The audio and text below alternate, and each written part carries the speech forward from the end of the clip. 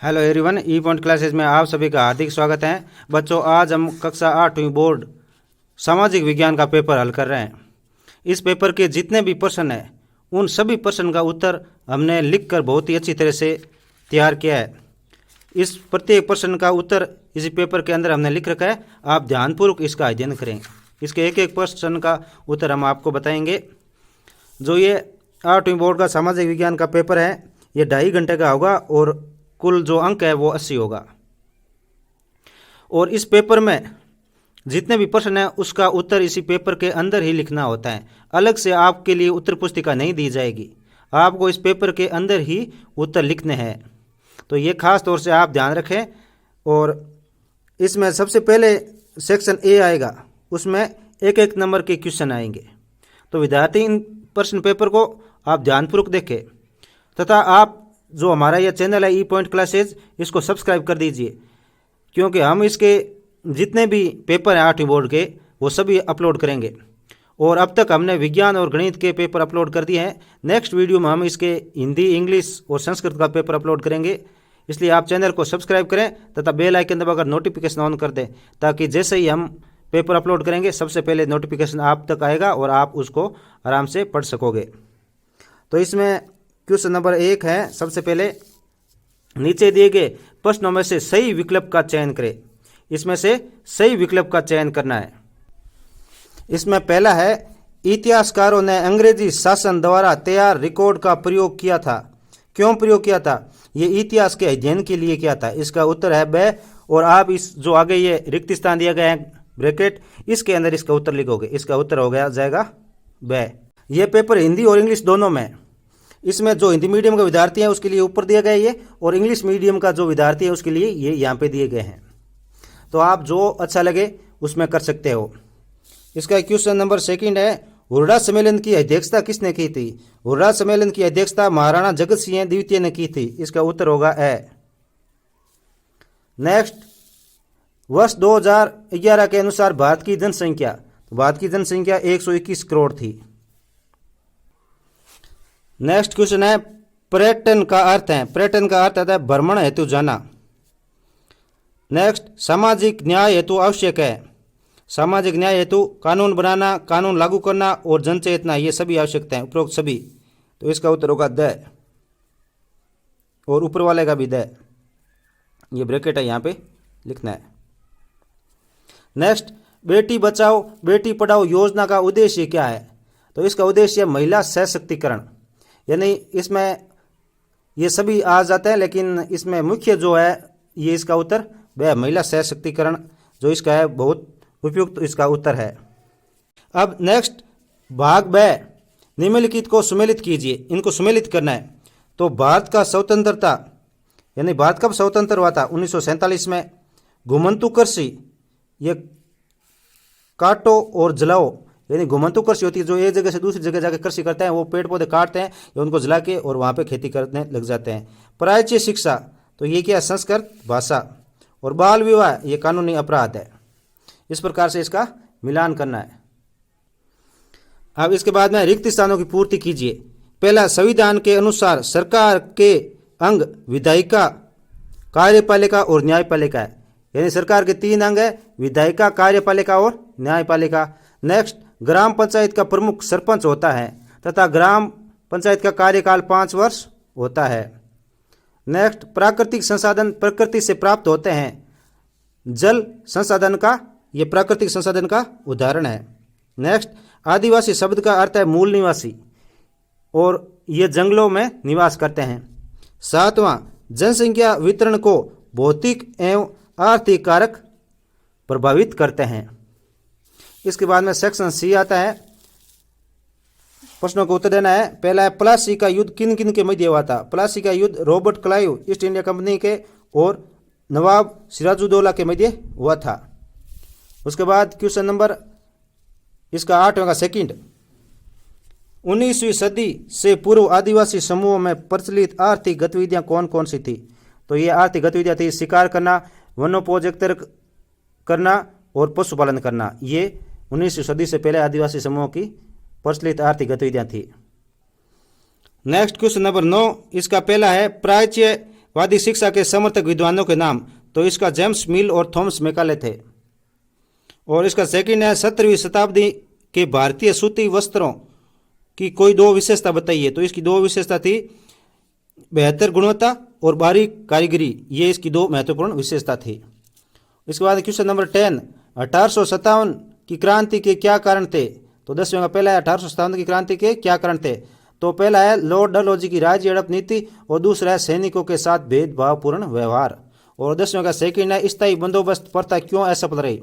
स्थायी बंदोबस्त में राजस्व की राशि बहुत अधिक निर्धारित की गई थी, यानी राजस्व की राशि बहुत अधिक निर्धारित थी, जिससे किसान समय पर नहीं चुका सके तथा किसानों को अनेक समस्याओं का सामना करना पड़ता था। इस प्रकार स्थायी बंदोबस्त असफल रहा था।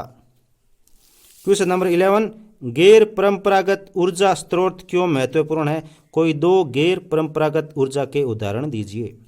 तो इसका उत्तर है गैर परंपरागत ऊर्जा स्रोत महत्वपूर्ण है क्योंकि इनका स्थानीय महत्व है। गैर परंपरागत जो ऊर्जा का संसाधन है वो स्थानीय के अनुसार महत्वपूर्ण है। इसमें कम खर्च आता है और प्रदूषण रहित होता है। और गैर परंपरागत ऊर्जा के स्रोतों के नाम है सौर ऊर्जा और पवन ऊर्जा। नेक्स्ट क्वेश्चन नंबर 12, कृषि से आप क्या समझते हो। कृषि से प्राप्त कोई दो उत्पादों के नाम लिखिए। तो कृषि क्या होती है। कृषि एक प्राथमिक क्रिया है जिसमें फसलों, फलों, सब्जियों, फूलों को उगाना तथा पशुपालन को शामिल किया जाता है। और इसके दो उत्पाद हैं फल और सब्जी। नेक्स्ट है उद्योगों की स्थिति को प्रभावित करने वाले कारकों का वर्णन कीजिए। तो उद्योगों की स्थिति को प्रभावित करने वाले कारक है संचार, परिवहन, भूमि, विद्युत, कच्चा माल, श्रम, पूंजी, बाजार और जल। ये उद्योगों की स्थिति को प्रभावित करते हैं। नेक्स्ट क्वेश्चन नंबर 14, सरकार द्वारा संचालित कोई दो कृषि योजनाओं के नाम लिखिए। कृषि योजना तो ये है प्रधानमंत्री फसल बीमा योजना और राष्ट्रीय कृषि विकास योजना। नेक्स्ट इसका सेकंड है राजस्थान के प्रमुख वृहद उद्योगों के नाम लिखिए या उदाहरण दीजिए।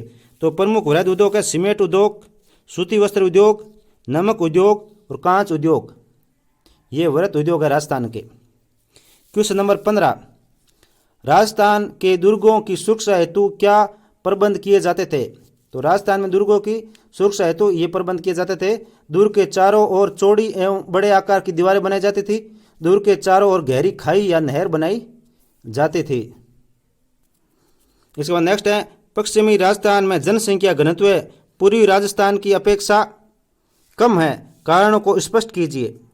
तो इसका कारण है आधारभूत सुविधाओं की कमी और कठिन औद्योगिक परिस्थितियां।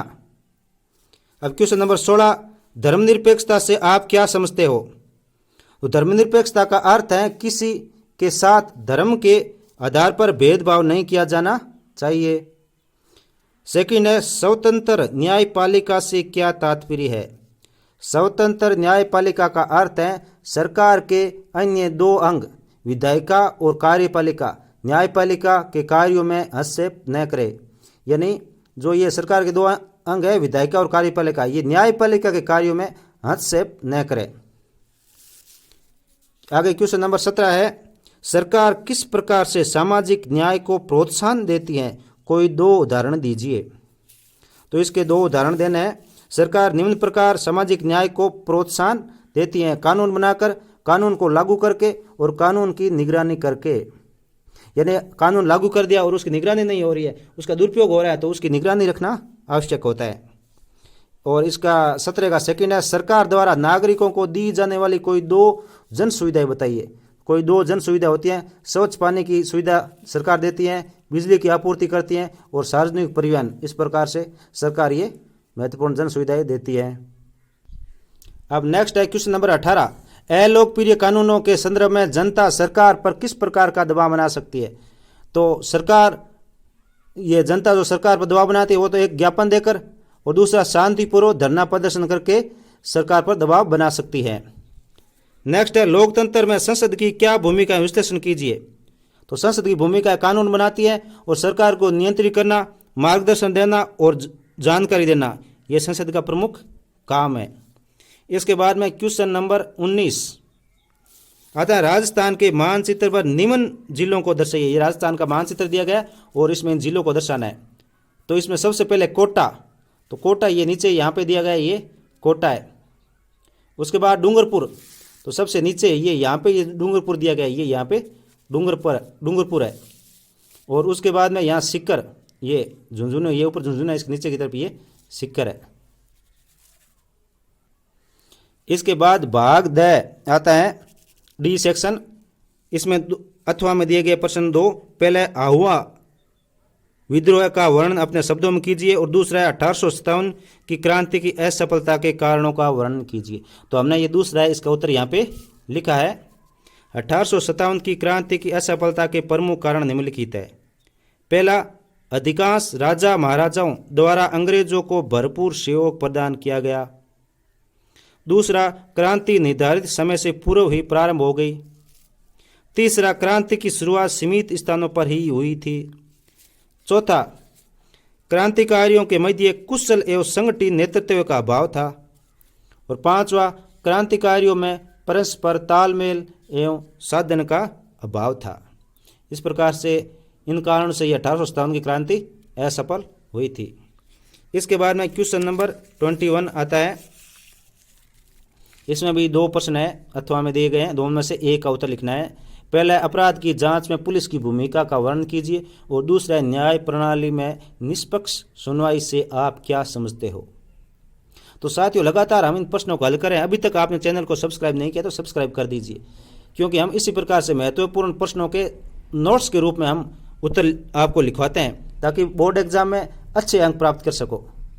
इस प्रकार से नोट्स बनाकर आप उत्तर लिखें, जिससे क्या होगा कि आपके बोर्ड में जितने आप लिख के आते हो उसमें से पूरे नंबर मिलते हैं, अगर आप नोट्स बना के लिखते हो। तो इसी प्रकार से हम जो नेक्स्ट जितने भी प्रश्न पेपर हैं उनको भी हम इस तरह से आपको समझाएंगे। आप चैनल को सब्सक्राइब कर दीजिए और वीडियो को लाइक कर दीजिए। नेक्स्ट है, इसका उत्तर है अपराध की जांच में पुलिस की भूमिका।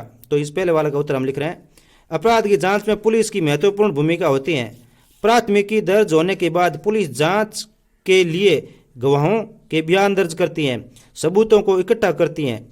इस जांच के आधार पर पुलिस अपनी राय बनाती है। अगर पुलिस को ऐसा लगता है कि सबूतों से आरोपी का दोष साबित होता दिखाई दे रहा है, तो पुलिस अदालत में आरोप पत्र दाखिल कर देती है। यानी पुलिस कोई भी अपराध होता है उसकी जांच करती है, पहले वो शिकायत दर्ज करती है, फिर जांच करती है, और जांच में अगर दोष साबित होता है तो वो उसमें आरोप पत्र दाखिल कर देती है। इसके बाद क्वेश्चन नंबर 22 आता है, मृदा संरक्षण के उपाय बताइए। मृदा संरक्षण के उपाय और इसके तो हमें वनों से क्या लाभ है विस्तार पूर्वक समझाइए। तो हमने मृदा संरक्षण के उपाय है उसका उत्तर यहाँ पे लिखा है। मृदा संरक्षण के उपाय निम्नलिखित हैं। वृक्षारोपण करके मृदा अपरदन को रोकना, बांध बनाकर भूमि के कटाव को रोकना, अत्यधिक चराई पर रोक लगाना, ढलान वाले क्षेत्रों में पट्टीदार व सीढ़ीदार कृषि करके, समोच्च रेख की जुताई करके, वनों की रक्षा करके, अत्यधिक वर्षा वाले क्षेत्रों में बाढ़ को नियंत्रित करके, पवनों से मृदा का अपरदन रोकने के लिए रक्षक मेखला का निर्माण करना। यानी रक्षक लेकर यानी बाढ़ बनाते हैं वो बनाकर, और कृषि में रसायनों का सीमित उपयोग करके। अब कृषि होती है उसमें रसायन जितनी आवश्यकता है उससे ज़्यादा करेंगे तो वो भूमि को प्रदूषित कर देता है। तो इस प्रकार कृषि में रसायनों का क्या है सीमित उपयोग करके हम इसका मृदा का संरक्षण कर सकते हैं। इसके बाद क्वेश्चन नंबर 23 है, जन राष्ट्रवाद से आप क्या समझते हैं, विस्तार पूर्वक बताइए। और इसके अथवा में भारत के स्वतंत्रता संग्राम में महात्मा गांधी की भूमिका की विवेचना कीजिए। तो हमने भारत के स्वतंत्रता संग्राम में महात्मा गांधी जी की जो भूमिका है उसके बारे में संक्षिप्त वर्णन किया है। इसमें भारत के स्वतंत्रता संग्राम में महात्मा गांधी की भूमिका। 1915 में गांधी जी दक्षिणी अफ्रीका से लौटे थे। 1919 में उन्होंने रॉलेट कानून के खिलाफ सत्याग्रह का आह्वान किया और 1920 में गांधी जी ने असहयोग आंदोलन चलाया, जिससे 1922 में चौरी चौरा घटना के बाद वापस ले लिया। 1930 में गांधी जी ने सविनय अवज्ञा आंदोलन चलाया। अप्रैल 1930 में गांधी जी ने नमक कानून तोड़ने के लिए दांडी यात्रा की और 1942 में गांधी जी ने अंग्रेजों के खिलाफ भारत छोड़ो आंदोलन चलाया तथा भारतीय जनता को करो या मरो का आह्वान किया। इस प्रकार से महात्मा गांधी जी का सहयोग है वो हमने संक्षिप्त में आपको बताया। साथियों, इस प्रकार से ये जो 8वीं बोर्ड का जो सामाजिक विज्ञान का पेपर है ये कंप्लीट होता है। नेक्स्ट वीडियो में हम इसके जितने भी सब्जेक्ट के पेपर बचे हैं वो हम अपलोड करेंगे, इसलिए आप चैनल को सब्सक्राइब कर दीजिए। धन्यवाद।